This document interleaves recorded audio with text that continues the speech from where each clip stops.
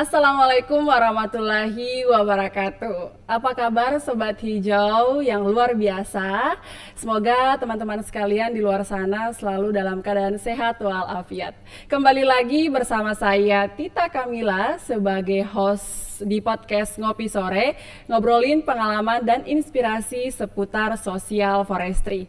Sobat Hijau, kali ini tema kita pada podcast yang sekarang ini yaitu kita akan mendengarkan seperti apa sih peraih Kalpataru, karena memang tema kita yaitu generasi milenial peraih penghargaan Kalpataru. Ini merupakan narasumber yang sosok inspirasi ya.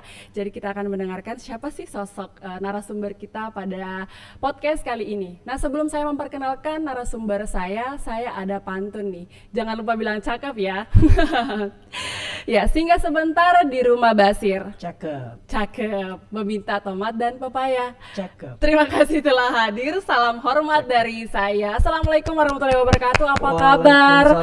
Kak Rudi Bacok ya? Iya, Kak Tita. Ini namanya agak sedikit ekstrim ya, karena ada bacoknya. Tapi saya penasaran, kenapa sih bisa namanya Rudi Bacok? Itu nama asli atau nama panggilan atau nama geng jalanan? Atau seperti apa? Nah, jadi nama Bacok ini Kak, kalau kami di Kalimantan Barat, suku Bugis Kalimantan Barat itu, nama Bacok itu untuk nama panggilan anak laki-laki. Nah, kalau perempuan itu Bece.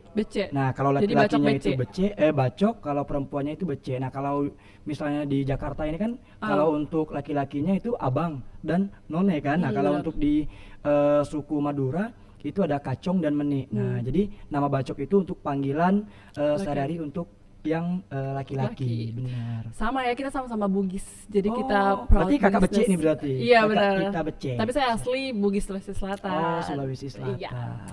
Nah, Kak, saya panggilnya apa nih? Panggil Bacok, panggil Kak Rudi atau apa? Bebas, Rudi Bacok juga boleh. Oh, Rudi Bacok. Iya. Saya panggil Kak Rudi Bacok aja ya.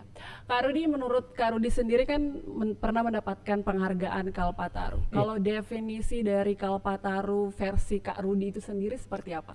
Nah, kalau versi saya, Kalpataru ini adalah penghargaan Kak yang diberikan kepada perorangan atau kelompok yang jasanya itu terbilang sangat luar biasa di bidang lingkungan hidup yang ada di Indonesia ini. Bahkan dari rintisan, dari awal mereka melakukan kegiatan tanpa ibaratnya nggak tahu nih kedepannya mau dijadikan apa, tapi dengan tekad dan motivasi kuat sehingga kegiatan ini memiliki dampak yang besar untuk lingkungan. Iya, seperti itu Kak.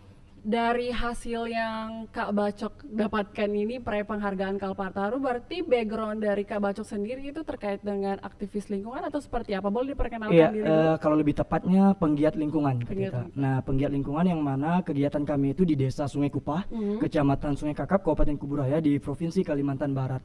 Yang mana kegiatan yang kami lakukan ini bagaimana mengajak kawan-kawan milenial untuk berkecimpung di kelestarian hutan mangrove.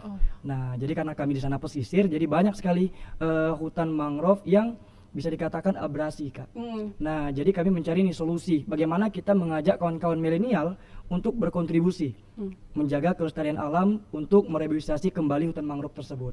Yaitu kami menginisiasi suatu inovasi agar kawan-kawan milenial mau nih ikut berpartisipasi. Karena kita tahu nih kan Kak, bahwa milenial sekarang ini sangat dekat dengan gadget. Bahkan mereka itu setiap detik mungkin itu memegang handphone. Sudah menjadi bagian dari hidup. Benar sekali. Nah, jadi itu kami buat inovasi bagaimana dari handphone mereka bisa berkontribusi untuk alam ini. Akhirnya kami menciptakan inovasi yang kami beri nama penanaman mangrove secara digital. Oh, kayak gimana tuh? Nah, penanaman mangrove secara digital ini yang mana masyarakat ataupun kawan-kawan milenial yang ingin menanam pohon mangrove itu cukup lewat handphone gadgetnya. Kita sudah ada aplikasi, nama aplikasinya itu adalah Si Pohon Kalbar. Si Pohon Kalbar. Iya, dan alhamdulillah aplikasi ini kerjasama kami dengan pemerintah terkait yang ada di Provinsi Kalimantan Barat melalui Bapak Gubernur Kalimantan Barat yaitu Bapak Haji Sutarmiji yang juga mensupport kegiatan kami, kegiatan dari tahun 2016 Kak. Sudah 2016 sampai 2023 ini masih berlanjut. Dan alhamdulillah masih berlanjut dengan konsistennya kawan-kawan. Akhirnya kami juga diapresiasi oleh dari Dinas DLHK Provinsi dan berkolaborasi bersama dinas-dinas terkait seperti Disporapar, Kabupaten Kuburaya dan Provinsi, sehingga terbentuklah tadi itu nama aplikasinya si Pohon Kalbar. Nah, sehingga dulunya kami ini mangrove digital ini menggunakan WhatsApp, Kak. Jadi ada orang nanam, kita tanamkan, setelah itu nanti kita foto, kita kirim ke handphone mereka dan real time. Setiap 3 bulan sekali kita akan informasikan perkembangan pohonnya. Tetapi kalau melewati atau lewat WA kan bisa penuh juga tuh, Kak, HP. Yang pertama, yang kedua dari itu juga mungkin orang pun juga bosan. Ini penuh-penuhkan memori aja nih. Sedikit-sedikit Rudi Baco yang kirim, sedikit-sedikit Rudi Baco. 3 bulan sekali ada lagi nih notice Rudi Baco lagi. Nah, alhamdulillah kita sekarang sudah menggunakan via aplikasi sehingga mereka tinggal mengecek perkembangan pohon mangrove mereka lewat aplikasi si Pohon Kalbar tersebut. Jadi maksudnya itu misalkan saya nih pengen nanam mangrove, jadi download aplikasi terus pilih. Yang pertama nanti download aplikasi, nanti masukkan ada beberapa email, ya kan, untuk setelah email dimasukkan email sandi, nanti udah terkait di email tersebut nanti ada pesan tanam, nanti ada fitur klik pesan tanam, setelah klik pesan tanam nanti lokasinya akan di Sungai Kupa, di Desa Kupa, nanti ada di situ berapa pohon. Jadi kita beli atau seperti apa? Iya. Oh, kita beli. Iya benar. Dari satu pohonnya itu Rp5.000 untuk seumur hidup. Satu pohon Rp5.000 untuk seumur hidup. Dalam artian begitu mereka klik perkembangan real time untuk pohon si mangrove itu akan kita informasikan. Jadi ini bagus banget untuk para kaum milenial yang ingin berkontribusi untuk lingkungan tapi mungkin sibuk. Iya, ya, benar. ataupun mungkin kayak, aduh saya pengen berkontribusi tanam tapi saya takut panas. Iya, benar. Tapi saya cinta lingkungan. Benar. Gitu loh. Jadi mungkin buat teman-teman kaum mager, kaum rebahan, jangan takut. Sekarang ada aplikasi si Pohon Kalbar. Nanti di App Store atau di Play Store? App Store dan Play Store juga ada. Oh, luar biasa, udah ada di Play Store. Dan nanti kita akan juga berikan sertifikat pemilikan pohon dan nanti titik koordinat, sehingga kalau nanti kawan-kawan yang ingin menanam mengecek perkembangan pohonnya tiba-tiba ke Kalbar nih, coba mau ngelihat pohon saya yang pernah saya tanam dulunya yang 2 tahun yang lalu, tinggal klik aplikasi nama dia dan nanti lokasinya sudah ada nama dan sudah ada Google Map-nya, sudah ada dan barcode-nya pun sudah ada lengkap. Keren Jadi banget. mereka tanpa nanti didampingi mereka bisa datang untuk melihat pohonnya sendiri. Benar-benar milenial ya. Kira-kira udah berapa banyak pohon yang telah ditanam dari aplikasi itu? Ya, untuk saat ini kita ada 2 metode penanaman, Kak, yaitu yang pertama per kelompok, yang kedua itu per individu. Nah, kalau untuk per kelompok itu kita pakai zona, dalam artian penitikan zona. Sekian ribu ini untuk kelompok masyarakat ini. Nah, sekian ribu ini untuk yang dari mahasiswa ini. Kan kita berkolaborasi bukan hanya antar sesama masyarakat, tetapi dengan akademisi dan juga pemerintahan. Semua stakeholder kita kumpulkan untuk berkolaborasi bersama, Kak. Dan alhamdulillah untuk jumlahnya saat ini yang untuk pohon individu itu 9.000 lebih, Kak. Oh, wow. Ya, 9.000 titik koordinat per orangan. Kalau untuk yang per kelompok itu udah 90.000 lebih jumlah pohon yang tertanam. Jadi udah kalau digabungin 99.000. Iya, kurang lebih seperti itu. Udah hampir banyak banget ya. Iya, karena begini, Kak, kalau kita menanam itu mungkin mudah, tetapi merawatnya ini yang paling susah. Benar, merawatnya susah. Merawat ini yang paling susah. Makanya kami dan bersama masyarakat di sini terkait tentang lingkungan, bukan hanya untuk melestarikan alam, tapi bagaimana kami dengan lingkungan ini kita bisa meningkatkan perekonomian masyarakat itu sendiri. Oh, jadi yang mengelola atau merawat pohon yang ditanam itu masyarakat sekitar? Iya, masyarakat RT sekitar. Kita juga ada kelompoknya dan alhamdulillah nanti udah ada bagian-bagian kawan-kawan untuk zona-zona yang sudah ditentukan. Nah, sehingga sudah ada nih tupoksi masing-masing untuk itu. Keren banget.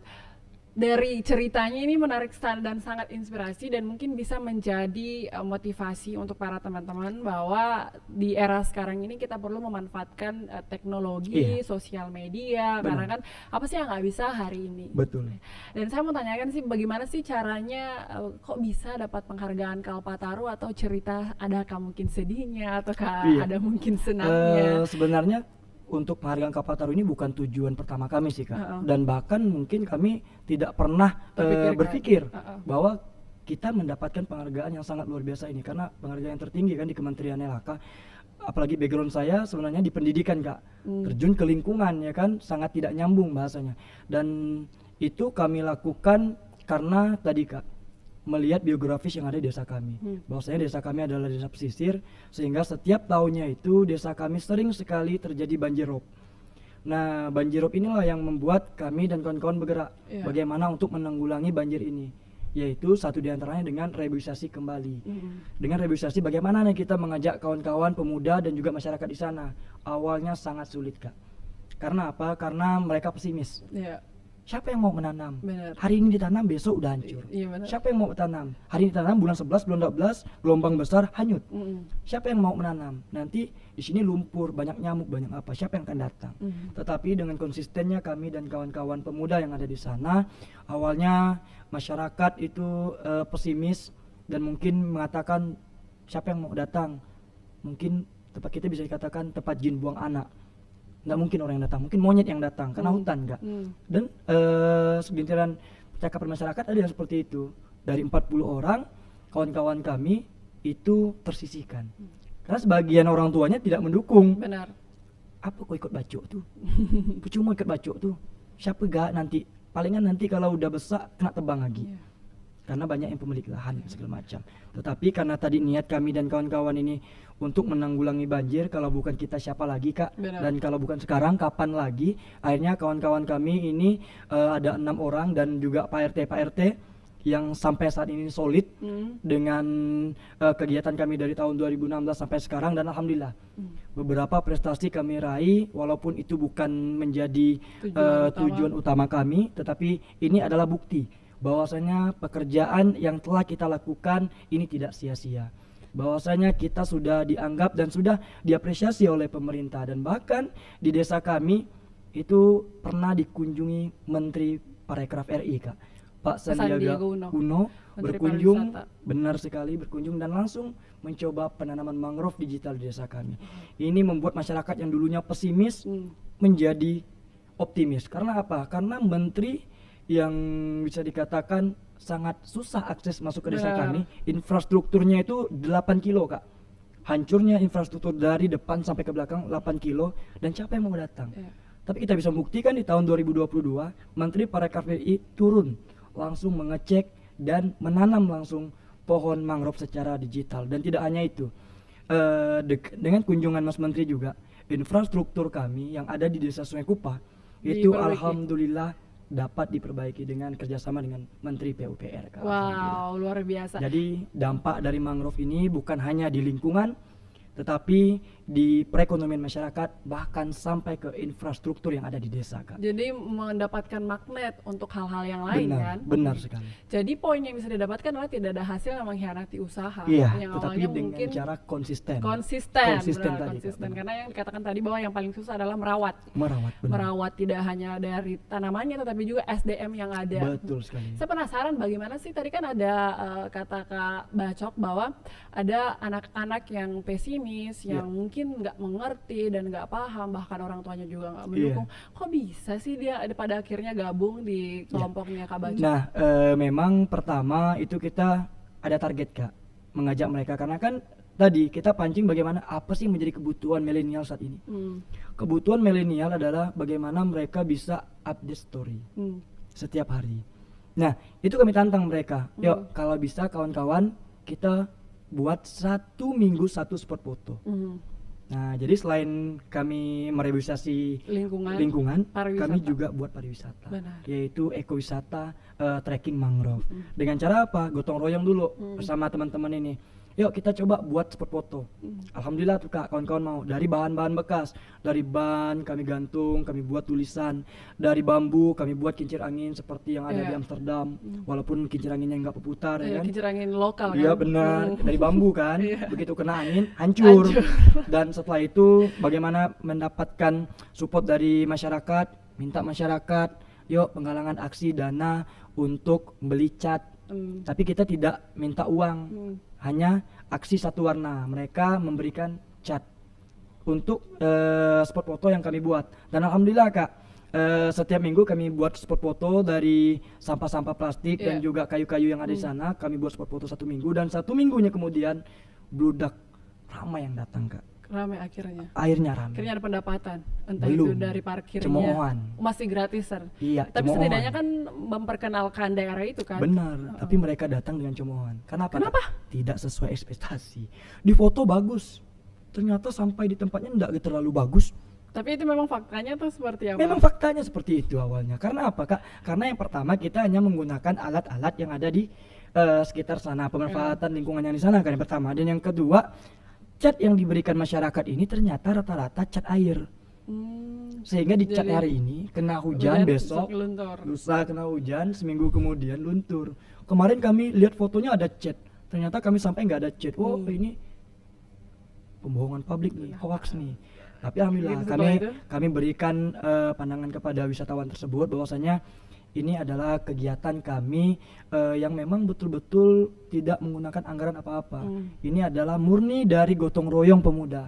Jadi walaupun ibu berkata kesal dan menyesal, kami akan buktikan nanti 3 tahun ke depan. Akhirnya. Bahwasanya pergerakan kami ini tidak akan sia-sia. Dan tidak akan berhenti sampai di sini. Sampai di sini. Kami akan selalu bangkit Dan dari kegagalan. ini benar, dan ini menjadi mempelajari kebanggaan kesalahan. Benar. bagi kami. Karena apa? Karena ibu yang jauh-jauh sudah dapat berkunjung ke desa kami. Ini kami sudah berarti bisa menarik Menotiskan. perhatian. Benar, walaupun dengan cemoohan tadi. Tapi alhamdulillah Kak, dari tahun 2016, 17 dapat cemooh, 2018 masih di cemooh karena jalan infrastruktur juga rusak kan. Akhirnya. Dan di 2019 alhamdulillah kami dapat bantuan dari Kementerian Pariwisata dan juga Kementerian KKP. Nah, alhamdulillah membuat masyarakat yang sana semakin optimis. Oh, alhamdulillah nih ternyata kementerian pun juga melirik. Dan di 2021 kemarin dari Kementerian LHK melalui BRGM Republik Indonesia juga mensupport di daerah kami untuk melakukan restorasi mangrove. Nah, ini menjadi pandangan positif dan juga optimis bagi masyarakat desa kami bahwasanya apa yang telah kami lakukan dari dulunya yang mungkin mereka anggap tidak mungkin orang datang, tidak mungkin ini siapa yang mau datang ke sana menanam. Akhirnya tanpa kita suruh mereka yang datang menanam. sendiri. Benar. Akhirnya sekarang menjadi daerah ekowisata ya Mangrove. Iya, desa wisata Kak. Alhamdulillah di tahun ini kita 500 besar desa wisata termasuk juga. se-Indonesia, alhamdulillah. Dan di sana kita juga mengelola dari hasil tiket itu kita berdayakan untuk masyarakat di sekitar sehingga feedbacknya juga dapat untuk masyarakat di sekitar, RT sekitar, dan tidak kalah penting kita juga melibatkan pemerintah desa agar ini bisa dijadikan badan usaha milik desa. Nah, sehingga desa juga mensupport, pemerintah kabupaten juga mensupport, provinsi juga mensupport, dan dari Kementerian Pusat pun juga mensupport. Ini menjadi suatu kolaborasi yang sangat luar biasa untuk kampung kami dan membuat dampak positif dan terkait infrastruktur, perekonomian, dan juga pelestarian lingkungan. Itu sangat-sangat luar biasa sekali. Karena kan memang sekarang eranya bukan kompetisi lagi tapi kolaborasi. Benar, Apalagi benar. kan memang dari nenek moyang kita sudah diajarkan budaya gotong royong. Betul. Jadi itu diterapkan sehingga menghasilkan sesuatu yang luar biasa. Iya. Kata Soekarno, berikan aku 10 pemuda, maka akan kuguncangkan kuguncangkan dunia. dunia. Bagaimana kalau ada 100 versi acok di Indonesia, mungkin akan terguncang ya Indonesia sampai ke internasional. Amin, benar. Luar biasa sekali. Nah, kalau dari Kak Acok sendiri harapannya untuk Indonesia, apalagi kan mangrove ini menjadi salah satu ya sekarang yang paling digenjot untuk Benar. bagaimana caranya menjaga lingkungan, Betul. kemudian mencegah terjadinya banjir. Benar, Itu seperti benar. apa harapannya untuk Indonesia? Ya, harapan saya yang pertama terkait tentang legalitas, Kak. Nah, kami sangat berharap sekali bahwasanya terkait untuk konservasi mangrove itu legalitasnya kita dapat akses. Karena yang satu diantaranya itu contohnya tempat kami juga, Kak, kan. Karena kan kami di Desa Sungai Kupah itu bisa dikatakan banyak tempat yang lokasi-lokasi yang kami tanam ini adalah hak milik masyarakat. Kita nggak tahu ke depan nanti 5 tahun atau 10 tahun ke depan ini dialih fungsikan oleh masyarakat itu sendiri. Nah, jadi harapan kami ke depan bahwasanya pertama untuk penggiat lingkungan ini kita minta bantu lah terkait untuk legalitas itu sehingga apa yang kita lakukan tidak sia-sia. Benar. Nah, yang kedua yaitu terkait tentang Indonesia ke depan bahwasanya apalagi sekarang ini kan terkait carbon offset segala macam ini sudah beberapa daerah di Indonesia sudah menjalankan itu kan dan ini adalah peluang besar juga nih bagi masyarakat yang memiliki hutan-hutan mangrove yang ada di kabupaten ataupun daerahnya sehingga menambah perekonomian masyarakat yang ada di sana juga Kak. Jadi sangat luar biasa lah terkait untuk hutan mangrove ini. Keren. Nah, untuk sebelum kita tutup podcast kita pada kali ini, apa sih motivasinya dari Kak Acok sendiri untuk para milenial khususnya se-Indonesia dalam mencintai lingkungan, kemudian melihat peluang yang ada dan tentunya tidak berhenti berinovasi? Iya, satu sih Kak, pesan saya untuk kawan-kawan pemuda yang ada di Indonesia, lebih baik melakukan satu hal kecil dengan konsisten untuk lingkungan dan alam yang ada di Indonesia ini daripada 1000 teori tapi tidak ada aksi. Mari pemuda, kita bergerak dan buat perubahan. Tepuk tangan dulu dong, prok untuk Kak Acok. Saya teringat satu quote dari salah satu orang yang saya sangat senangi, yaitu bahwa everyone cannot do a great things, but everyone can do a small things. Jadi kita bisa melakukan hal-hal kecil, karena kan kita kadang itu susah untuk melakukan hal-hal yang besar, tapi kita bisa melakukan perubahan atau memiliki dampak yang besar terkait dengan apa yang kita lakukan itu dari hal-hal kecil. Benar sekali Kak Tika. Contohnya kita peka terhadap lingkungan, kita melihat potensi yang ada di sekitar kita tanpa melihat jauh bahwa itu kita nggak bisa apa segala macam. Padahal mulai aja dulu gitu kan, melangkah aja dulu dari titik nol. Nanti juga pasti akan sampai di puncak. Seperti contohnya Kak Acok yang awalnya dipesimisi sama tetangganya ya kan, orang sekitarnya, kemudian ternyata apa yang dilakukan itu awalnya tidak berhasil, tapi tidak mengenal lelah, jatuh bangun, akhirnya beliau bisa sampai di titik ini, sudah mampu memberikan bukti bahwa apa yang kita lakukan hari ini pasti akan berbuah hasil di kemudian hari. Kerja keras tidak akan mengkhianati hasil. Benar sekali, luar biasa sekali inspirasi yang kita dapatkan dari Kak Rudy Bacok dari Kalimantan Barat. Beliau merupakan sosok yang sangat inspiratif dan semoga apa yang disampaikan beliau bisa menjadi motivasi untuk teman-teman Sobat Hijau di luar sana. Terima kasih telah menonton podcast kali ini dan saya ucapkan juga terima kasih kepada Kak Rudy Bacok yang telah meluangkan waktunya datang di podcast Ngopi Sore. Semoga setelah dari sini kita masih bisa ngobrol ya, dan kemudian bisa datang di podcast sesi selanjutnya. Dan ngopi beneran Kak. Benar. Terima kasih banyak. Wassalamualaikum warahmatullahi wabarakatuh. Waalaikumsalam warahmatullahi wabarakatuh.